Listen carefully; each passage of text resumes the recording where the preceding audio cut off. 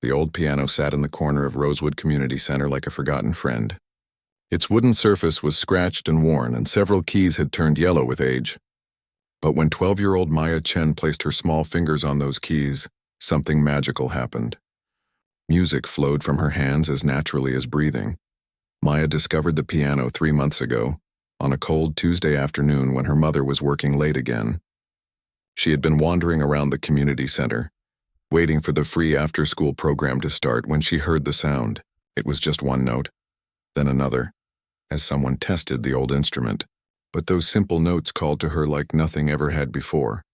She walked over to the piano, her heart beating faster with each step. The volunteer supervisor, Mrs. Rodriguez, was dusting around it, humming softly to herself. When she saw Maya staring at the piano with wide eyes, she smiled warmly. "Do you play, sweetie?" Mrs. Rodriguez asked, her voice gentle and kind. Maya shook her head. "No, but I really want to." Mrs. Rodriguez looked around the nearly empty room. Most of the other kids were in the computer lab or doing homework at the big tables. "Well, I don't see why you can't try. Just be gentle with her. She's old, but she still has music left in her." That first day, Maya could only manage to press one key at a time, listening to each note as it filled the quiet space around her. But something inside her understood those sounds. They weren't just noise. They were like words in a language she somehow already knew, but had never learned to speak. By the end of that first week, she could play simple melodies she remembered from cartoon shows. Her fingers seemed to know where to go, even though no one had taught her. Mrs. Rodriguez watched from across the room, amazement growing on her face each day. "Have you ever had music lessons?" Mrs. Rodriguez asked one afternoon after Maya had just played a beautiful version of Happy Birthday for another child's celebration. "No, ma'am. My mom works all the time and we don't have money for things like that," Maya said simply, not feeling sorry for herself, just stating facts. Mrs. Rodriguez nodded, understanding more than Maya realized. She had worked at the community center for 15 years and had seen many children from families who struggled to make ends meet. But she had never seen natural talent like this. Maya's mother, Linda, worked at 2 places to keep their small apartment and put food on the table. During the day, she cleaned office buildings downtown. At night, she waited tables at Danny's Diner on 5th Street. She left home before Maya woke up for school and often didn't return until after 9 at night. Maya had learned to take care of herself in many ways. She made her own breakfast, packed her own lunch, and walked herself to school every morning. After school, the community center became her home until her mother could pick her up. She never complained about this arrangement. Even at 12, she understood that her mother was doing her best. But the piano changed everything for Maya. For the first time in her life, she had found something that made her feel complete. When she played, the world made sense in a way it never had before. The music filled the empty spaces inside her that she hadn't even known were there. As weeks turned into months, Maya's playing improved dramatically. She started listening to music on the old radio in the community center's kitchen during snack time, then rushing back to the piano to try recreating what she had heard. Classical pieces, pop songs, even complex jazz melodies, she absorbed them all like a sponge. Other children began gathering around when Maya played. They would request their favorite songs, and somehow, Maya could usually figure them out. She became something of a celebrity among the after-school crowd. Even the teenagers who usually ignored the younger kids would stop their conversations to listen when Maya sat down at the piano. "How do you do that?" asked 10-year-old Tommy one day, after Maya had played a perfect version of a song that had just come on the radio. Maya thought about it for a moment. "I don't know. I just listen really hard and then my fingers know where to go." Mrs. Rodriguez had been watching this conversation from nearby. That evening, after all the children had gone home, she made a phone call to her friend who taught music at the local high school. "Rita, you need to come hear this child play," she said. "I've been around kids for years, but I've never seen anything like this." Her friend laughed. "Carmen, you know I love you, but I'm not driving across town to hear another kid bang around on that old piano." "Rita, I'm serious. This isn't banging around. This child has never had a single lesson, but she plays like she's been studying for years. There's something special here." 2 days later, Rita Martinez stood in the doorway of the community center, listening to Maya play Pachelbel's Canon in D. She had learned it from a classical music program on the public radio station. Maya's small hands moved across the keys with precision, and feeling that made Rita's breath catch in her throat. When Maya finished, Rita walked over quietly and sat down on the bench beside her. "That was beautiful, honey. Who taught you to play that piece?" "Nobody taught me. I heard it on the radio and liked how it sounded," Maya replied, looking up at Rita with curious eyes. Rita looked over at Mrs. Rodriguez, who was standing nearby with tears in her eyes. In 25 years of teaching music, Rita had encountered maybe 3 or 4 students with genuine natural talent. But this was something beyond even that. "Maya, can you play something else for me?" Rita asked gently. Maya nodded and began playing Clair de Lune by Debussy. She had heard it in a movie the previous weekend and had been working on it piece by piece ever since. Her interpretation was simple but pure, filled with an emotional understanding that seemed impossible for someone her age. When she finished, Rita was quiet for a long moment. Then she asked, "Maya, what do you know about your family? Are there any musicians in your family?" Maya shrugged. "I don't know. It's just me and my mom. She works a lot and doesn't really talk about family stuff." That night, Rita couldn't stop thinking about the young girl with the extraordinary gift. She had heard stories of musical prodigies, children who seemed to be born with abilities that others spent decades trying to develop. But seeing it in person was something entirely different. The next afternoon, Rita returned to the community center with a small stack of sheet music. Simple pieces, but more advanced than anything Maya had been playing. "Would you like to try reading music?" Rita asked. Maya looked at the black dots and lines on the paper with fascination.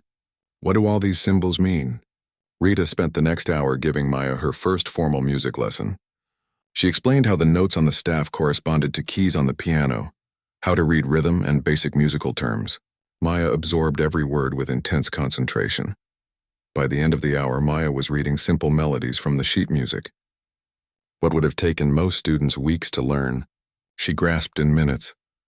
"This is incredible," Rita whispered to Mrs. Rodriguez as they watched Maya work through a beginner's piece with ease.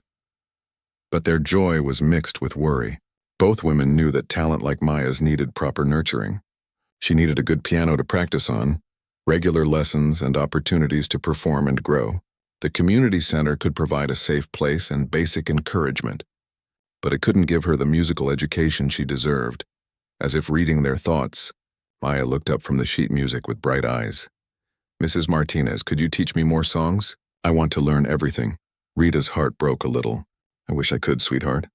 But I work during the day and I know your mom needs you here after school." Maya nodded, accepting this limitation as she had learned to accept so many others in her young life, but the disappointment in her eyes was unmistakable. That evening, Mrs. Rodriguez made another phone call, this time to the community center's director. "We need to find a way to help this child," she said. "She has a gift that shouldn't be wasted." The director, Mr. Johnson, sighed heavily. "Carmen, you know how tight our budget is. We're already cutting programs left and right. The city is talking about reducing our funding even more next year." Mrs. Rodriguez felt her heart sink. She had been afraid this conversation was coming. The community center had been struggling financially for years. Attendance was down as families moved away from the neighborhood, and city funding kept getting smaller. "How long do we have?" she asked quietly. "They're reviewing our lease in 6 months. If we can't show increased community engagement and find additional funding sources, they're going to close us down and sell the building." After she hung up the phone, Mrs. Rodriguez sat in the quiet community center, looking at the old piano where Maya created such beautiful music every day. She couldn't bear the thought of telling the child that her musical sanctuary might disappear. The next afternoon, Maya arrived at the community center as usual, her school backpack slung over one shoulder. She waved to Mrs. Rodriguez and headed straight for the piano as she did every day, but something felt different. Mrs. Rodriguez seemed sad, and there weren't as many other children around as usual. Maya sat down at the piano and began playing a song she had been working on, a gentle melody that reminded her of sunshine and hope. As she played, she noticed Mrs. Rodriguez wiping her eyes. "Are you okay?" Maya asked, stopping mid-song. Mrs. Rodriguez forced a smile. "I'm fine, sweetheart. Just tired." The news came on a Friday afternoon, just as Maya was settling down at the piano for her usual practice time. Mrs. Rodriguez called all the children together in the main room, her face heavy with sadness. I need to tell you all something important, she began, her voice shaking slightly. The community center is going to close at the end of next month. Maya felt the world tilt around her. The other children started asking questions all at once, but their voices sounded far away, like they were coming from underwater. All she could think about was the piano, sitting alone in the corner, waiting for her fingers to bring it to life. What about our piano? Maya asked, her voice barely above a whisper. Mrs. Rodriguez looked directly at her, and Maya saw tears forming in the older woman's eyes. The piano will be sold, sweetie. Everything in the building will be sold. That night, Maya couldn't eat dinner. She sat at the small table in their apartment, pushing food around her plate while her mother worked on paying bills. Mom, Maya finally said, the community center is closing. They're going to sell the piano. Linda looked up from her checkbook, seeing the devastation on her daughter's face. She had known this day might come, but she hadn't prepared for how much it would hurt Maya. Oh, honey, I'm so sorry, Linda said, moving over to put her arms around her daughter. I know how much that piano means to you. I don't understand why they have to sell it, Maya said, tears finally starting to fall. It's not bothering anyone.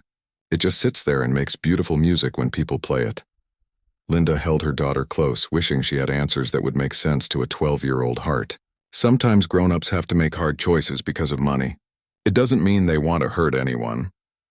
That weekend, Maya spent every possible moment at the piano. She played all her favorite songs and tried to memorize exactly how each key felt under her fingers.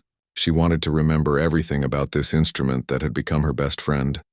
On Sunday evening, as Mrs. Rodriguez was locking up the building, she found Maya still sitting at the piano, her hands resting quietly on the keys.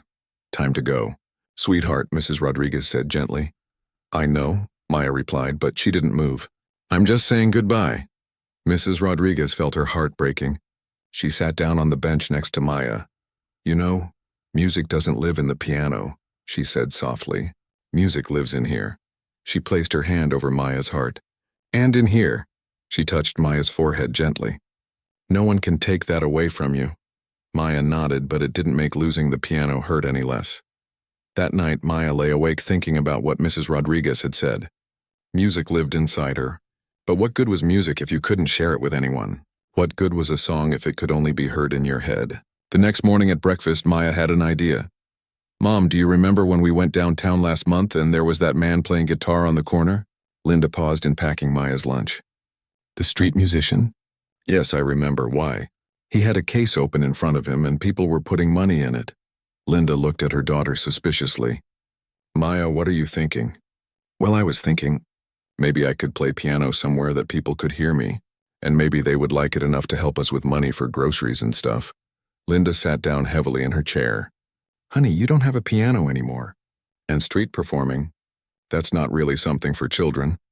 But what if I could find a keyboard somewhere? And what if you were with me? I wouldn't be alone.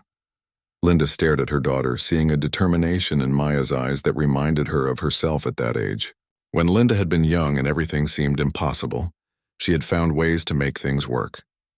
Maybe Maya had inherited more than just her stubborn streak. Let me think about it, Linda said finally. That evening, Linda made some phone calls. She called her neighbor, Mrs. Patterson, who mentioned that her son had left an old keyboard in the garage when he moved to college. She called her supervisor at the diner, asking about the rules for street performers downtown. She even called the city permit office, pretending she was asking for a friend. By Wednesday, Linda had gathered enough information to make a decision. It wasn't ideal, but Maya's happiness had become more important than Linda's worries. Okay, she told Maya over dinner. We can try it. But we do this smart and safe. Saturday mornings only for 2 hours, and I stay with you the whole time. Maya jumped up from her chair and hugged her mother so tightly that Linda could barely breathe. Mrs. Patterson's keyboard was old and some of the keys stuck. But it worked. Linda bought a small folding chair and a battery-powered amplifier from a pawn shop. Maya practiced with the keyboard all week, getting used to how different it felt from the acoustic piano. On Saturday morning, they set up on the corner of 5th and Main, right in front of the busy shopping area. Maya placed a piece of cardboard in front of her keyboard with a message written in her careful handwriting. Can I play piano for food?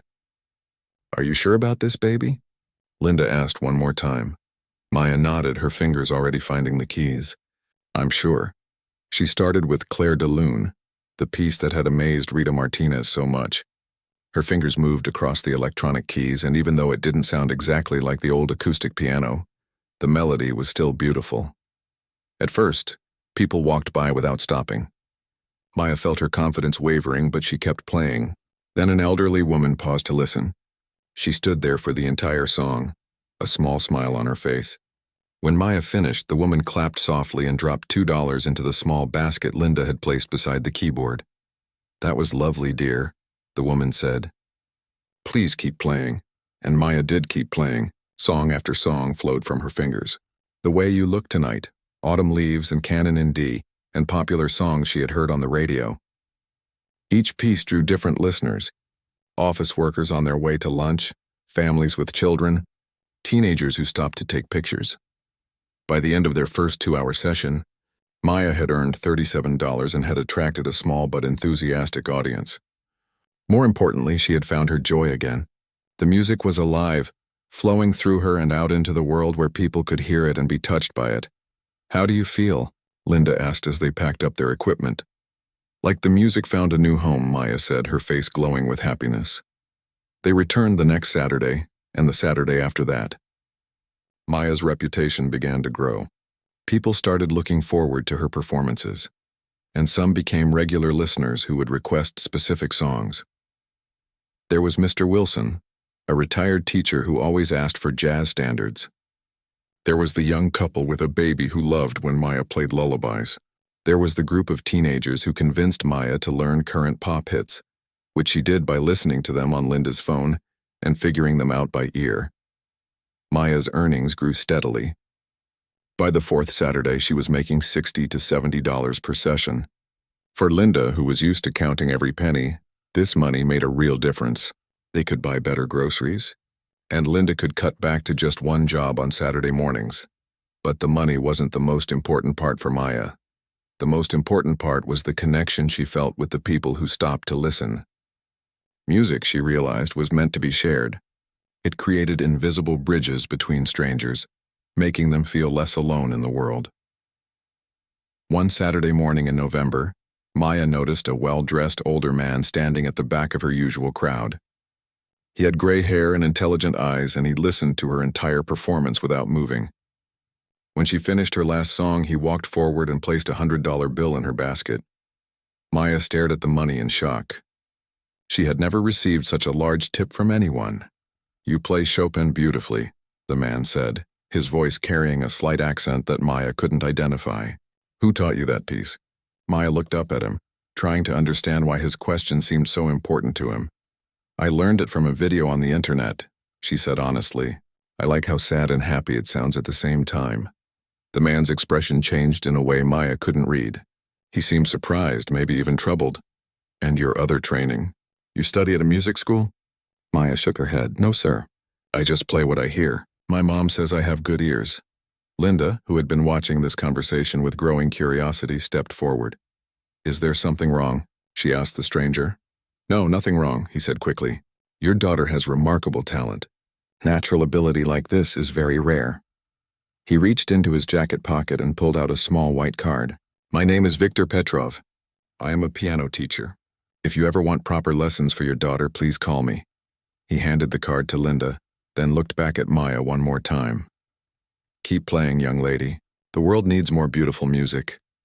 After he walked away, Maya noticed something on the ground where he had been standing, a black umbrella with an elegant silver handle. He forgot his umbrella, Maya said, picking it up. Linda examined the umbrella and found initials engraved on the silver handle. VP. We should try to find him, Linda said. This looks expensive. They looked around, but Victor Petrov had disappeared into the crowd. Maya held the umbrella carefully as they packed up their equipment.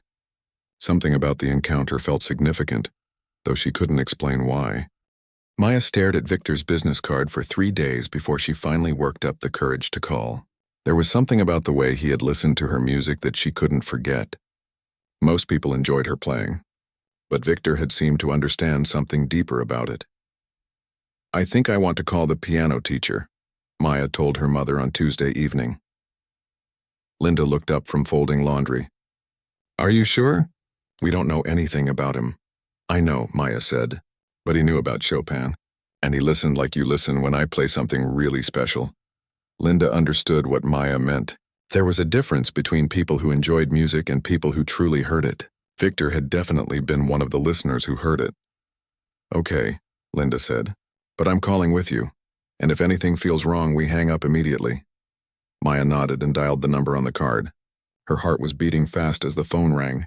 Hello? The voice was the same one from Saturday morning with that slight accent. Hi, this is Maya. I was playing piano on 5th Street on Saturday and you gave me your card. There was a pause. Then Victor's voice became warmer. Maya, yes, of course. I was hoping you would call. And you still have my umbrella, I think? Maya laughed. Yes, we found it after you left. I wanted to return it to you. That's very kind. Would you like to come to my studio? You could return the umbrella and perhaps I could hear you play on a real piano again. Maya looked at her mother, who was listening to every word. Linda gestured for the phone. Hello, this is Linda, Maya's mother. I'd like to know a bit more about you before we meet. Of course, Victor said. I understand completely. I'm a retired classical pianist. I taught at the university for many years, and now I give private lessons to serious students. Your daughter has exceptional natural talent. Linda asked several more questions about Victor's background and teaching experience. His answers were detailed and patient, and he offered to provide references from other parents if needed. We could meet at my studio, Victor suggested. It's in the Arts District, very public area. You're welcome to stay for the entire visit. Linda agreed to meet Victor that Saturday afternoon, after Maya's morning street performance. Victor's studio was in a converted warehouse building filled with artists' workshops and small galleries. The address led them to a third-floor space with large windows overlooking the river. When Victor opened the door, Maya's breath caught in her throat. The room was beautiful. Afternoon sunlight streamed through tall windows, illuminating a magnificent grand piano that sat in the center of the space. The walls were lined with bookshelves full of sheet music, and framed photographs showed Victor performing with various orchestras and at concert halls around the world. Welcome, Victor said, smiling at Maya's amazed expression. Would you like to try the piano? Maya nodded wordlessly and walked over to the instrument. She had never seen a piano so beautiful. The wood gleamed like dark honey, and when she pressed middle C, the sound was rich and warm, filling the entire room. It's a Steinway, Victor explained, built in 1987. I bought it when I was touring in Europe. Maya began playing Clair de Lune, the same piece she had been playing when Victor first heard her. But on this piano, the music sounded completely different. Every note had depth and color that her keyboard couldn't produce. She felt like she was painting with sound instead of just pressing keys. When she finished, Victor was quiet for a long moment. Remarkable, he said finally. Maya, you have something very special, but you need proper training to develop it fully. He sat down at the piano bench beside her and began playing a complex Bach piece. His fingers moved with precision and grace that Maya had only seen in online videos of professional pianists. This is what technique can add to natural talent, Victor explained as he played. Music theory, proper finger positioning, understanding of different composers' styles. These things don't replace your gift, they help you express it more completely. Maya was fascinated. She had always focused on making music that sounded good to her, but she had never thought about the technical aspects of playing. Could you teach me those things? She asked. Victor looked at Linda. I would be honored to teach Maya, but I should be honest about something.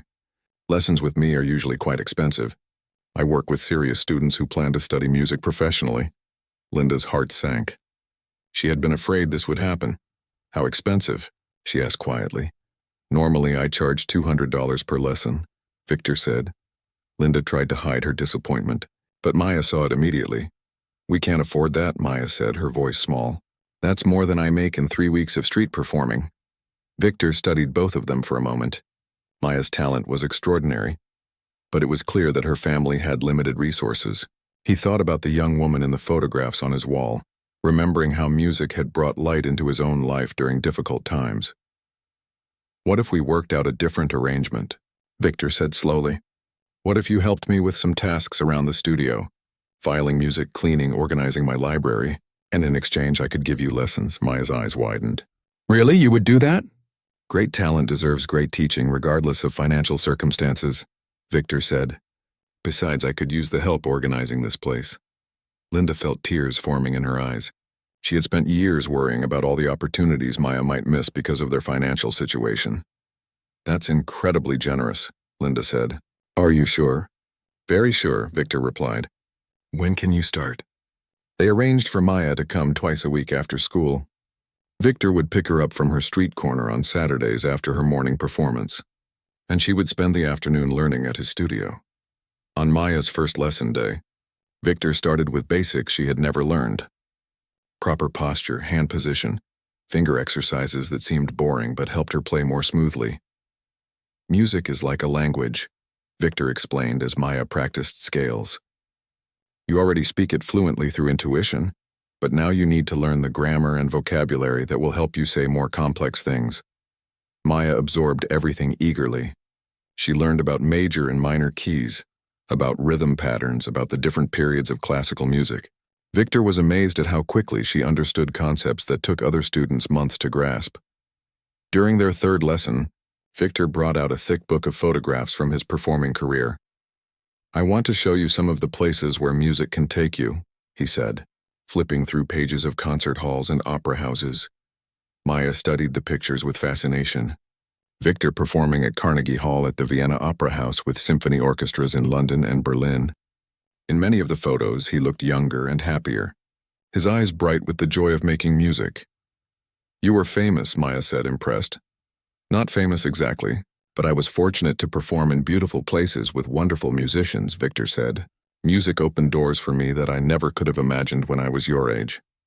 As he turned the pages, Maya noticed that in several photos there was a young woman watching from the audience or standing beside Victor at post-concert receptions. She had dark hair and a warm smile, and something about her seemed familiar. Who's that? Maya asked, pointing to one of the photos. Victor's expression changed instantly. The photo showed him at a small restaurant sitting across from the same young woman. They were both laughing, and Victor was holding her hand across the table. That was someone very important to me, Victor said quietly.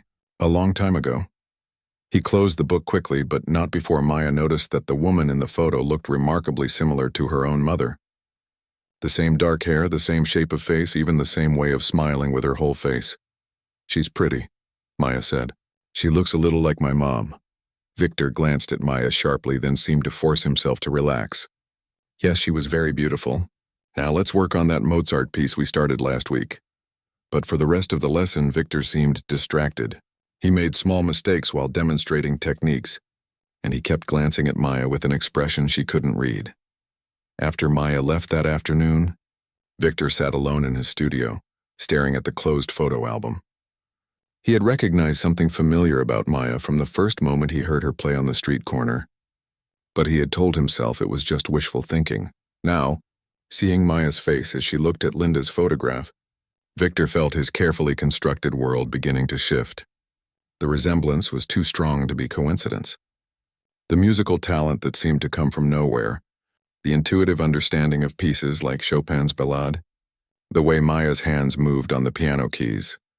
It all reminded him of someone he had lost 13 years ago. That evening, Victor did something he hadn't done in years. He went to his bedroom closet and pulled out a small wooden box that he kept hidden behind his winter coats. Inside the box were letters, photographs, and a single program from a restaurant where he had performed during his touring days. Danny's Diner on 5th Street. The same street where Maya performed every Saturday morning. He pulled out a photograph from the box. Linda, young and radiant, wearing the waitress uniform from Danny's Diner. They had met when he was performing at an upscale restaurant downtown, but he had often stopped by Danny's for coffee during his late. Linda spent 3 sleepless nights staring at the old photograph, trying to decide what to do. Every time she looked at Maya practicing at her keyboard, she saw Victor's hands, Victor's concentration, Victor's love for music flowing through their daughter. On Thursday morning, Linda made a decision that terrified her. She would go to Victor's studio and see for herself if he was the same man from 13 years ago. If he wasn't, she could put her fears to rest and let Maya continue her lessons in peace. If he was, well, she would figure out what to do then. She called in sick to her day job and waited outside Victor's building that afternoon, her heart pounding as she watched people come and go. At 3:30, she saw him through the large windows of his studio, sitting at the piano with Maya beside him. There was no doubt. Even from a distance, even 13 years older, Viktor Petrov was definitely the same man who had promised to come back to her all those years ago. Linda watched him guide Maya's hands to the correct position on the keys, saw the gentle patience in his movements, the way he smiled when Maya played something particularly well. She saw how Maya looked up at him with complete trust and admiration. Her daughter was learning from her father, and neither of them knew it. Linda drove home in a daze, her mind spinning with questions. Should she tell Maya the truth? Should she confront Viktor? Should she pull Maya out of lessons immediately and pretend none of this had ever happened? That evening, Maya came home glowing with excitement about her lesson. Viktor is teaching me a piece by Rachmaninoff, she announced, sitting down at her keyboard. It's really hard, but he says I have the emotional understanding for it even though I'm young. She began playing a simplified version of the piece, her face serious with concentration. Linda watched from the kitchen, seeing Viktor's expressions reflected in their daughter's face. Mom, are you okay? Maya asked, stopping mid-phrase. You look really pale. I'm fine, honey. Just tired from work. Maya studied her mother's face with the same intensity she brought to learning music.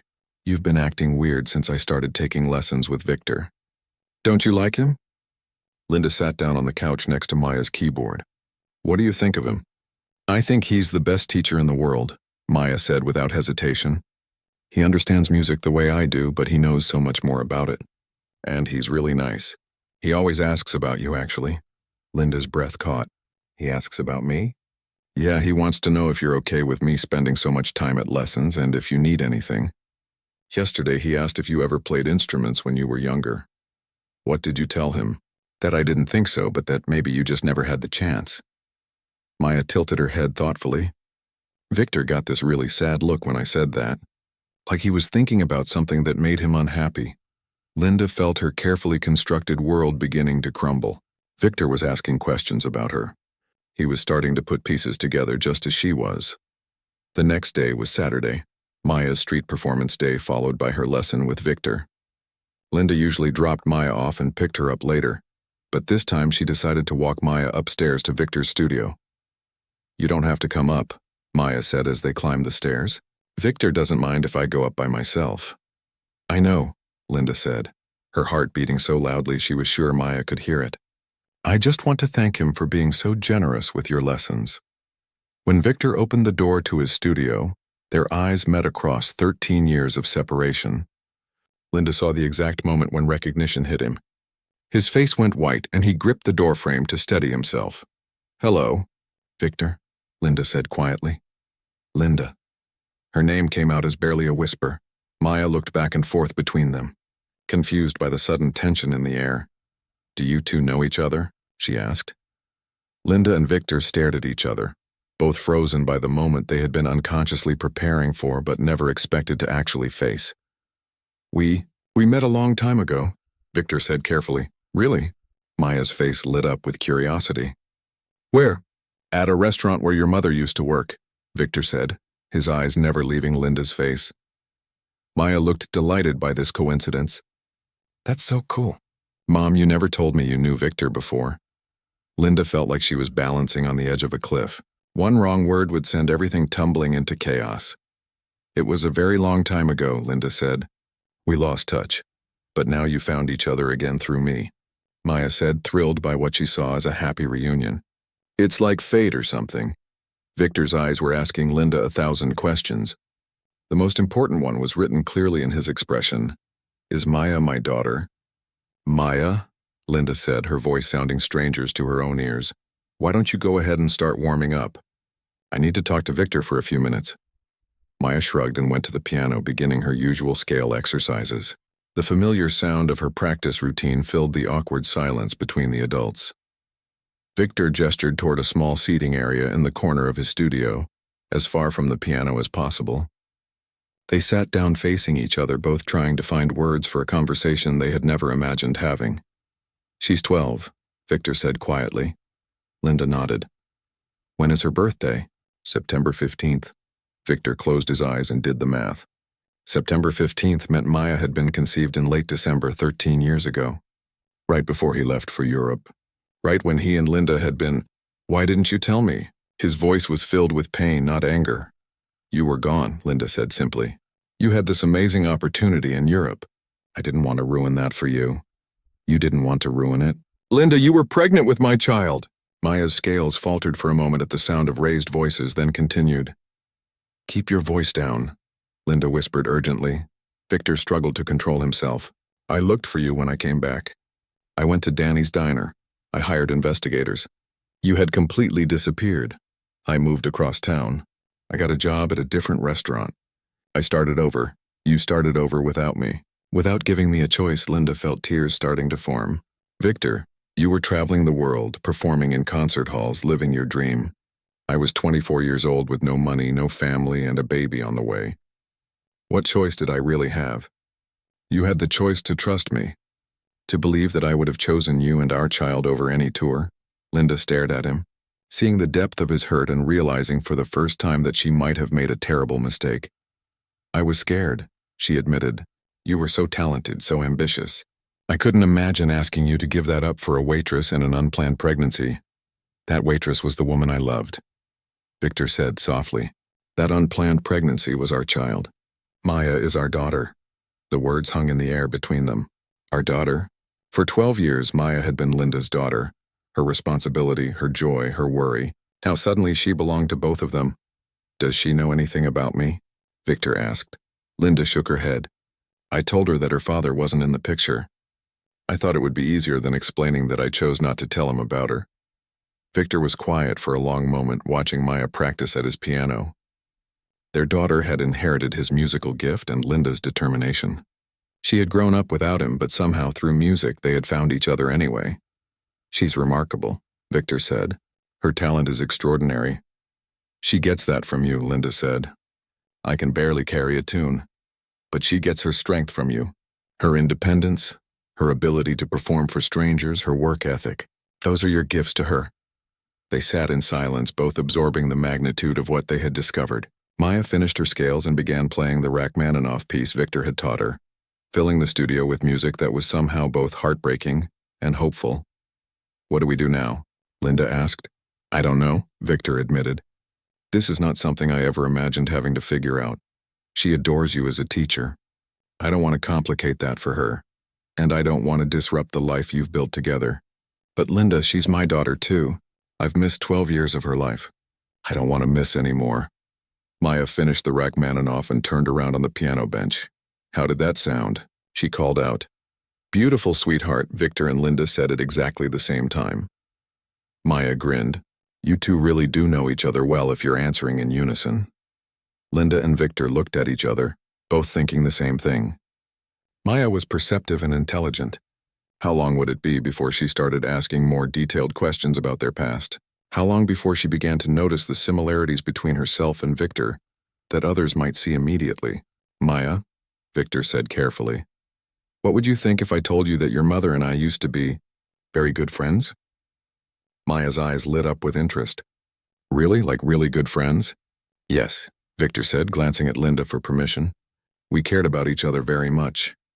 "But then Victor had to travel for work," Linda added quickly, "and we lost touch." Maya looked back and forth between them, and Linda could see her quick mind processing this information. "Is that why you're being so nice about my lessons?" Maya asked Victor. "Because you and my mom used to be friends?" "No," Victor said firmly. "I'm teaching you because you have an incredible gift that deserves to be nurtured." Victor stood outside Linda's apartment building for 10 minutes before finding the courage to ring the doorbell. In his hands, he carried a manila envelope filled with photographs and documents he had never expected to share with anyone. Linda opened the door looking as nervous as he felt. She had changed out of her work uniform into jeans and a sweater, and for a moment, Victor was transported back 13 years to the young woman he had fallen in love with. "Maya's asleep," Linda said quietly, leading him to the small living room. Victor looked around the modest apartment, taking in the evidence of Maya's life. Her keyboard sat in one corner, sheet music scattered across a small desk nearby. Photos of Maya at different ages covered the refrigerator and walls. A child's artwork was taped beside school certificates and awards. "You've done an amazing job raising her," Victor said softly. Linda's eyes filled with tears. "I did my best. But seeing her with you, watching how she lights up when she talks about music, I realize how much she was missing." They sat down on opposite ends of the couch, the weight of 13 years and unspoken truths between them. "I need to show you something," Victor said, opening his envelope. He pulled out a composition notebook, its pages yellowed with age. "I wrote these for her before I even knew she existed." Linda looked confused. "What do you mean?" "After I came back from Europe and couldn't find you, I was devastated.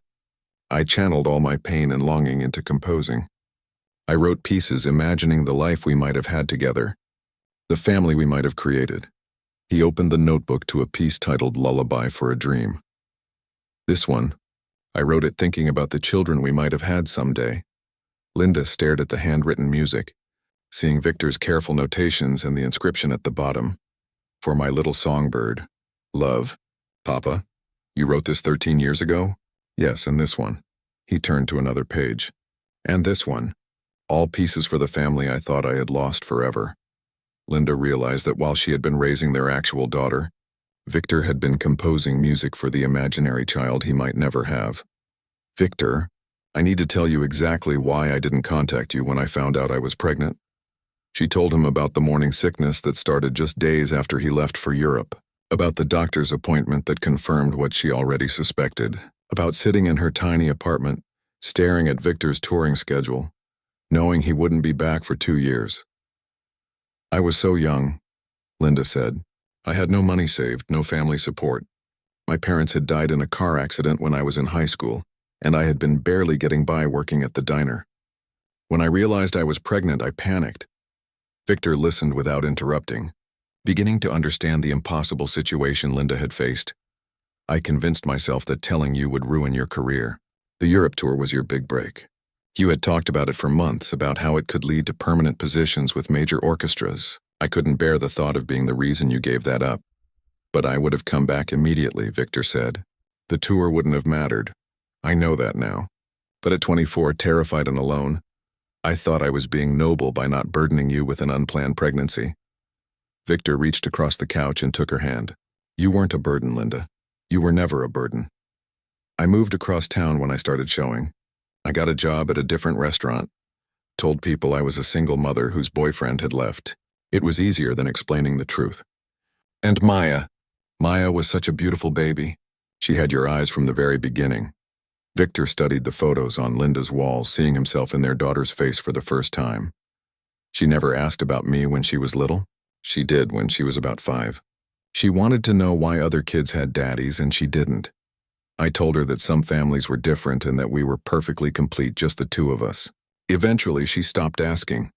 Victor felt a physical pain in his chest, thinking about all the bedtime stories he hadn't read, all the first days of school he had missed, all the moments when Maya might have wondered about her father. "Did she ever show musical interest as a baby?" Linda smiled through her tears. "She was humming before she could talk properly. By the time she was 3, she was picking out melodies on a toy piano I bought her at a garage sale. I thought all kids did that." "Most kids don't compose original songs at age 4, Victor said. "She did that too. She would make up little songs about her dolls, about what we had for dinner, about everything. I used to record them on my phone." Linda pulled out her cell phone. "I still have some of them." She played a scratchy recording of 5-year-old Maya singing a song about her pet goldfish. The melody complex and beautiful despite being performed by a child's voice. Victor listened with amazement. She inherited more than just musical ability. She inherited musical creativity, the composer's instinct. "Is that what you do? Compose music?" "It was my first love before I became a performer. I wrote my first piece when I was 7 years old." Linda stared at him. "Maya was 6 when she wrote her first song that she called Real Music. She said it was different from her silly songs because it came from the feeling place in her chest." They sat in silence, both overwhelmed by the realization that their daughter had been following in Victor's footsteps, without any guidance or knowledge of her heritage. "What do we tell her?" Linda asked finally. "The truth," Victor said. "She's intelligent and perceptive. She's going to figure it out soon anyway, especially now that we've found each other. But how? How do you tell a 12-year-old that her piano teacher is actually her father? Victor thought about this carefully. Maybe we don't tell her all at once. Maybe we start by letting her know that our relationship was more serious than we initially said. Give her time to adjust to that idea. And then we trust that Maya is as wise as she seems to be. That she'll understand we both love her and want what's best for her. Linda looked at the photos of Maya scattered around the room. She's going to have questions about why you left, about why I didn't tell her, about what this means for our family now. Do you know what this means for our family now? Victor asked quietly. Linda met his eyes. I don't know. 13 years is a long time. We're both different people than we were then. But some things haven't changed, Victor said. I never stopped loving you, Linda. And now we have a daughter who is the most remarkable person I've ever met. Before Linda could respond, they heard Maya's bedroom door open and small feet padding toward the living room. Mom?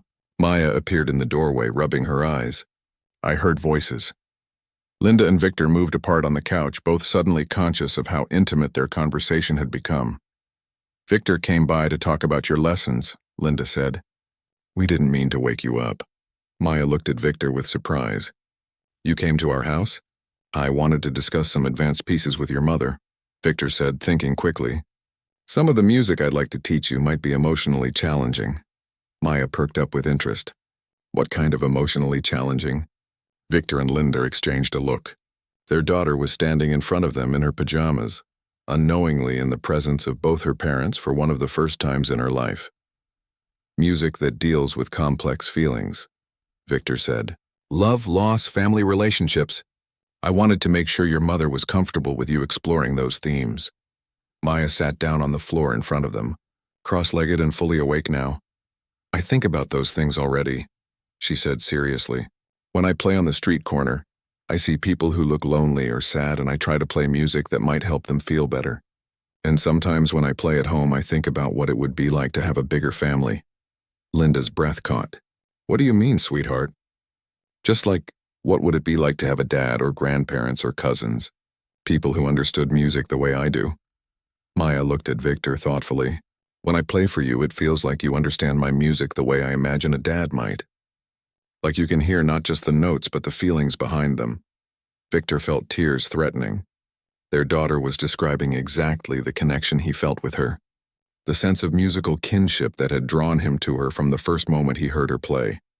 Maya, Victor said carefully, what would you think if I told you that your mother and I were more than just friends 13 years ago? That we were very close, but circumstances pulled us apart?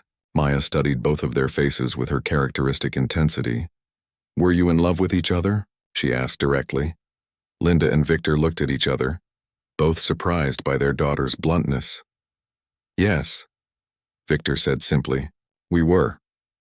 Maya nodded as if this confirmed something she had already suspected. And now you found each other again because of me and my music?